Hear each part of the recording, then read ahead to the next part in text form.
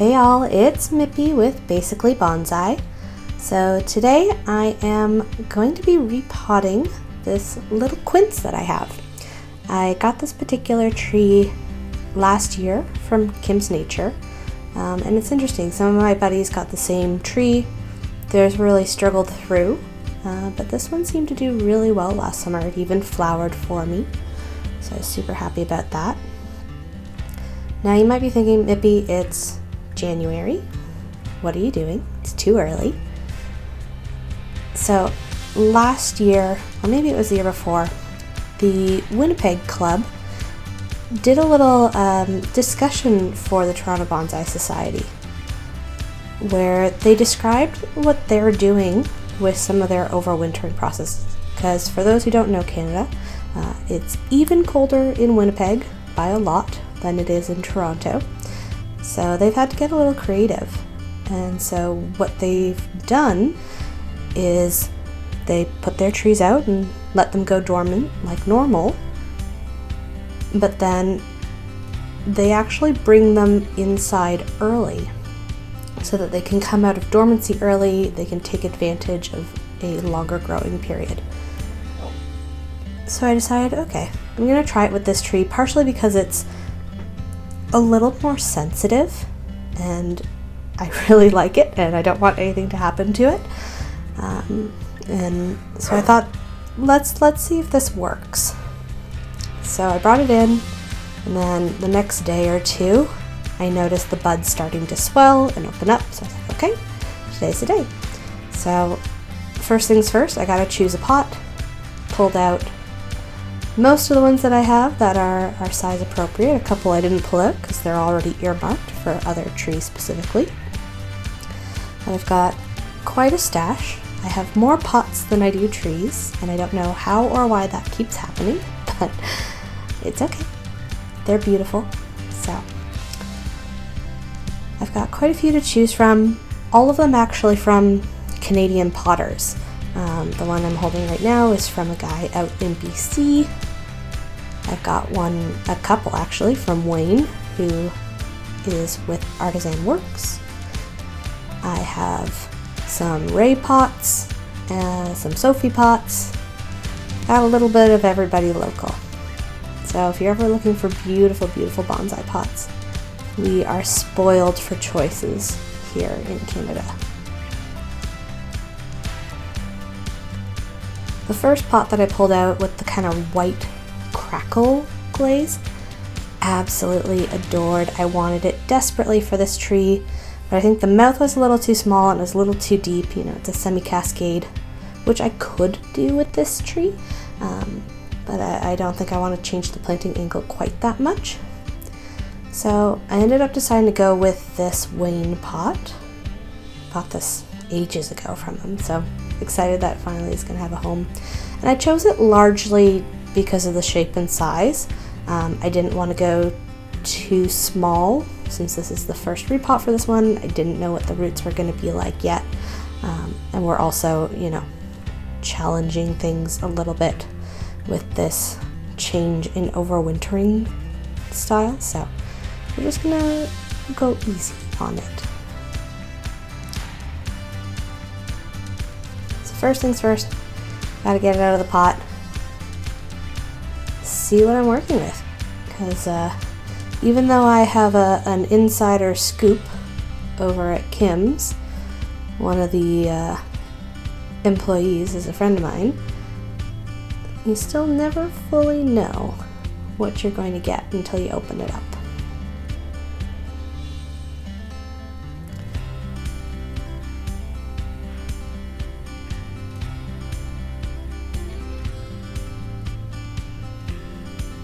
Time for my handy dandy knitting needle to do its job. And it's got all these little whips coming off of it, which apparently I've been told is quite normal for quinces. They love to throw up little sprouts from the root system. And you could, you know, if you cut it off with roots, you got another tree. I didn't want to go through that with this particular one. But I do have another quince that I have that I'm going to be harvesting all the other little all the little buds coming off.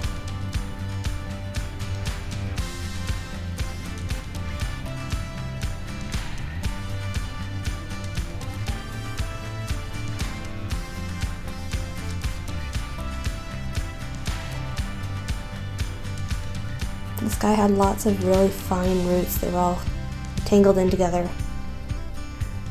But so far they looked really nice, really healthy. Just trying to gently untangle them.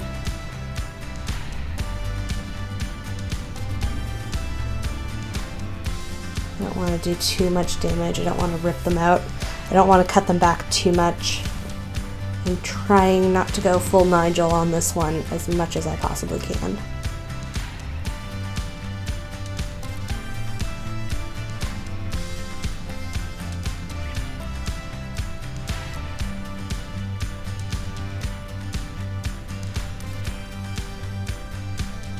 There we go, got most of the stuff off.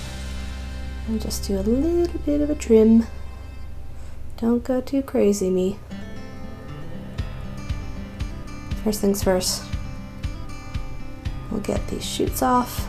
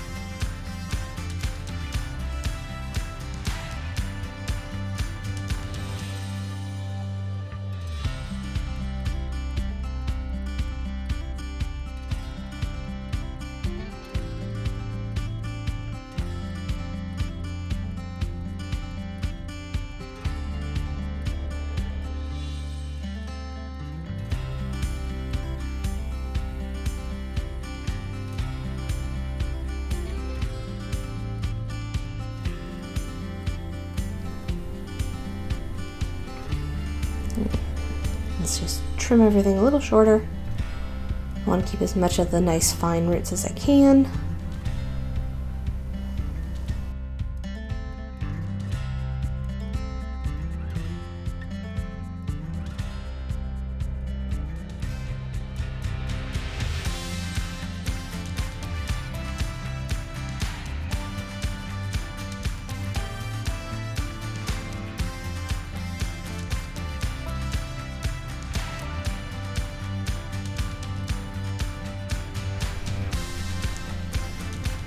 There were some obvious issue roots where they were folding back on themselves, so I'm gonna take them off. We're okay, we still have plenty there. Haven't gone too crazy yet.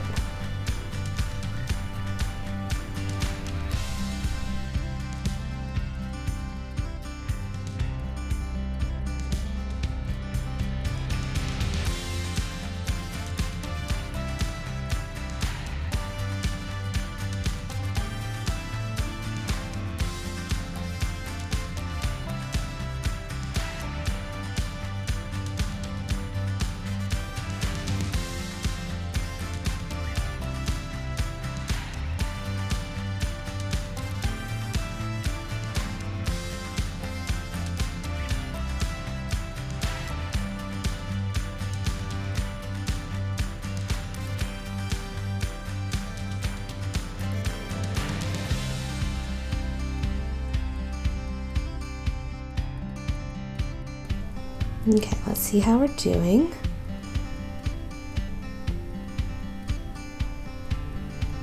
Gotta trim a little more length to make it fit nicely.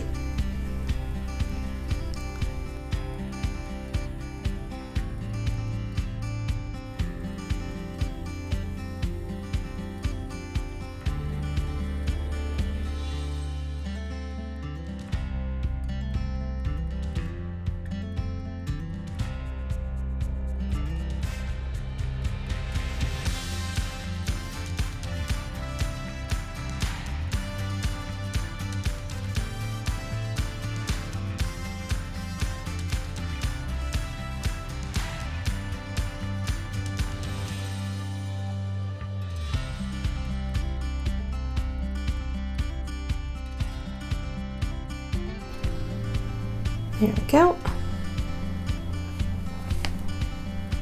So I'm just going to be using the same potting mix that I've been using for everything, and that is pine bark, pumice, and chebasai.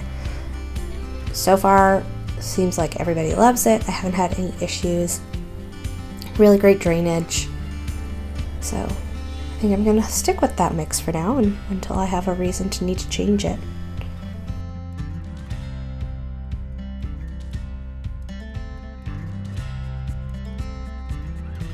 Okay, so find the front of my pot, figure out position. Now I have a really bad habit of, planting the tree with what I think the front is, and then finishing it all, and then a day later looking at it and like, oh, that's a much better front. And I think I made the right choice on this one. So far I haven't had regrets. I suppose that's the nice thing about a round pot. I can just kind of turn it around if that ends up happening. Well, that's kind of cool too. That could, oh shoot. See, this tree could have multiple different front potentials. So we'll see. It'll be interesting to see what happens over the next few years with this guy. But I do really love this tree.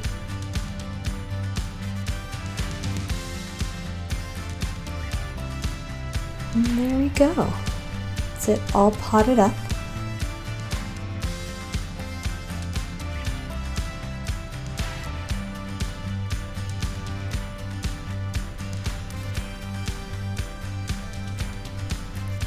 I'm hopeful this makes it through this repotting and this different overwintering strategy just fine. I've been keeping a really, really close eye on it. Leaves are already starting to fully push out. In fact, you can see a couple already there. They're on the left side, you might notice them. So we'll keep a close eye on it. But it's definitely one of my favorites right now. I know people say you're not supposed to pick favorites, but come on, we all do it.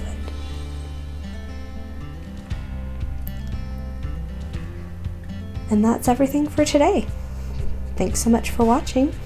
We'll see you next time.